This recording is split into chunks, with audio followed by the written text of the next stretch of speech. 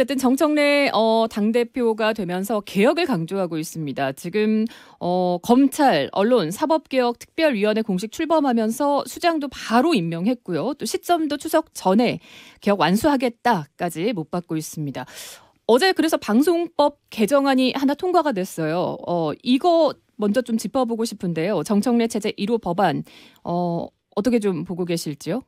방송법을 가장 먼저 처리했습니다. 뭐 노란봉투법, 상법 개정안에 앞서서. 민주당의 야심이죠. 당연하죠. 야심? 그렇죠. 그 세 가지 중에 가장 다급한 것은 아마 정략적으로 본인들은 그렇게 말하지 않겠지만 가장 다급하고 필요한 정권 유지에 필요한 것이 방송법 개정이라고 판단하는 것이죠. 물론 다른 것도 이제 다수당이니까 실현 가능성이 100%이죠. 근데 방송 장악은 현행법으로도 또 가능하지 않습니까? 이사회 구성을 통해서 사장 선임, 우리가 지난 정부에서 대통령 의중이 강하게 반영된 KBS 사장 사례도 또 있지 않습니까? 사실 제가 먼저 전제할 것이 방송의 그 내부적인 저도 언론이지만 하도 복잡해서 잘 몰라요. 솔직히 그 내부의 어떤 구성원들 간의 그 미묘한 그런 부분, 노조와 경영진과 그리고 정치권과 방통위와 무슨 온갖 위원회 주변에 이거 다 합쳐서 우리가 총체적으로, 그리고 그 방송이라는 것이 신문도 마찬가지지만 또 이 보도가 되는 것이고, 보도되는 것에 총량적인 어떤 평가가 있어야 되는 것인데, 그거를 일도 양단으로 저 방송이 공영방송이다 아니다 이렇게 이야기해도 어려운 것이고, 저 방송이 무슨 편파 방송을 한다 아닌다 이것도 굉장히 좀 무거운 주제예요. 그래서 그런 측면에서는 좀 모른다는 것을 전제를 하는데, 어쨌든 이 사안을 놓고 본다면은 지금의 물론 그 대통령이 그 이재명 대통령이 되었으니까 방송은 또 그렇게 장악될 수 있겠죠. 지금까지 그렇게 되어 왔잖아요, 그죠? KBS 정도 우리 공영방송이라면 그런 부분인데, 아무래도 그 내부 방송이 어느 순간부터는 내부적으로도 솔직히 그 내부 구성원끼리도 분열되어 있는 것도 맞잖아요. 거의 좌우로 극심하게 그런 상황도 있다 보니 집권하시는 쪽에서 보면은 좀 더 유리한 쪽으로 가겠다는 것이고, 지금 민주당의 이 그 여러 법안들은 100% 민주당 쪽에 유리한 법안이죠.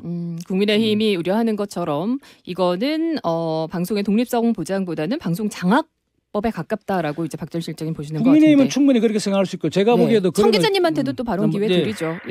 천연도 시사평론가. 이게 그 문재인 정부 시절과는 좀 다르게 가겠다는 의지의 표현이 아닌가 싶습니다. 앞서 이야기하신 것처럼 만약에 이 방송법을 통과시킨 게 방송 장악이라면 사장을 교체하기 쉽도록 만드는 것이 이 방송 장악이라고 할 수 있는데, 지금 이 개정된 이 방송법은 핵심은 정치권의 개입 요소를 줄이겠다. 그렇죠. 그러니까 여당과 정부의 추천 몫의 비율을 줄이겠다는 거거든요. 100%였던 것을 40%로 줄이고, 이사 구성도 기존의 정치권의 입김이 강했던 것을 다양하게 이사 추천권을 다변화하겠다라는 거거든요. 그렇습니다. 이게 문재인 정부 시절에도 방송법 개정 논의가 있었지만 이게 질질 끌다가 이 정권 5년이 다 지나가 버렸거든요.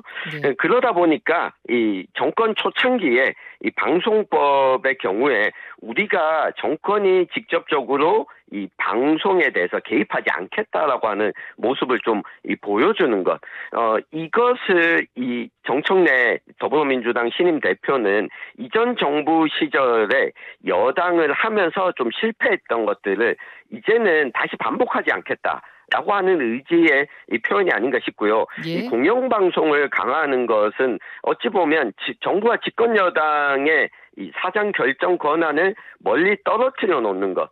그러니까 이게 말로는 공영방송이지만 국영방송화 되는 것을 좀 막겠다라고 하는 이 취지로 보여서 가장 먼저 이 법안을 통과시킨 게 아닌가 싶습니다. 어제는 KBS 이사 구성과 사장 추천과 관련된 이제 방송법이 통과됐지만, 우리 또 공영방송은 MBC, EBS도 있죠. 차차. 그래서 방송 3법이 모두 아마도 또 여당 주도로 통과될 가능성이 높은데요.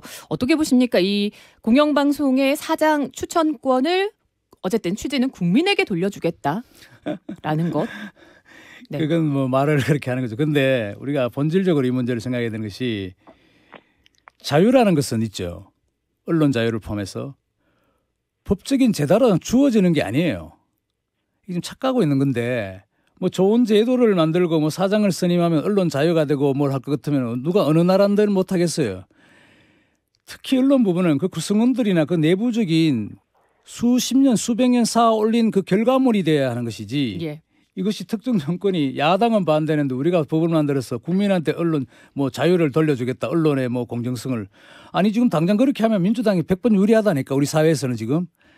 그걸 갖고 아니다고 하는 것은 곤란한 것이. 물론 취지는 좋죠. 뭐 여러 시청자위원회 뭘 만들어서 이렇게 주변에 100명, 200명 사장을 추천하자 하는 건 좋은데 어떤 경우에는요. 한 사람의 어떤 그 창의성이 그 수백 명에 되는 추천위원보다 훨씬 나은 경우도 있어요. 그래서 언론이라는 것은 그렇게 좀 미묘하고도 복잡한 성격이 있다는 것을 제가 좀 말씀드리고 싶습니다. 어쨌든 언론 개혁을 시작했고. 왜 언론 개혁을 하려고 하는 거죠? 그 정치권이, 정치인들이 자신들이 감시해야 될 언론을 왜 자기들이 나서서 개혁하려고 그래요? 제가 보기에는 그게 그 발상부터가 아니 언론 자유라는 것이 기본적으로 한 줄이에요. 언론은 자유가 있다 그러면은 거기에 우리가 처절하게 그 자유를 향한 투쟁이 있는 것이고 거기에 맞는 양심과 보도와 진실 발굴이 있는 것이지 그걸 무슨 다른 그 디자인을 해서 법으로 한다고 해서 자유가 금방 생겨진다? 그거는 순진한 생각이죠. 자, 민주당은 어쨌든 세 가지 과제, 언론, 사법, 검찰 개혁을 또 강경하게 정청래 당대표를 중심으로 밀어붙일 것 같습니다. 자, 일단 국민의힘과의 관계가 또 중요하겠습니다. 당장 8월 22일 전당대회에서 새 대표가 선임이 되겠죠. 국민의힘도. 어떻게 될 거라고 보십니까? 여당 관계. 네. 예, 천영길 시사평론가. 여당 지금 오늘 여당의 이 당대표에 대한 이 4명 선출 결과가 나오게 되는데요. 야당 국민의힘이요? 야당에서 1차 컷오프. 예. 네, 1차 컷오프가 나오게 되는데 이 결과가 나오기 전까지 여당에서는 정청래 신임 대표는 국민의힘과 이 대화를 뭐 진행할 좀 필요가 없어 보이는 상황이다. 왜냐하면 이 국민의힘 전당대회 결과가 어떻게 나오냐에 따라서 탄핵 찬반 여부가 달라져 있기 때문에 예. 이때까지 이 이후에야 국민의힘과 대화 여부가 좀 나올 것 같습니다. 예, 다음 주에는 스튜디오에 나오셔야지 좀 공방이 티키타카 될 것 같습니다. 네. 수고 많으셨고요. 다음 주에 두 분 또 함께 자리하겠습니다. 고맙습니다. 감사합니다. 네, 수고하십시오. 예.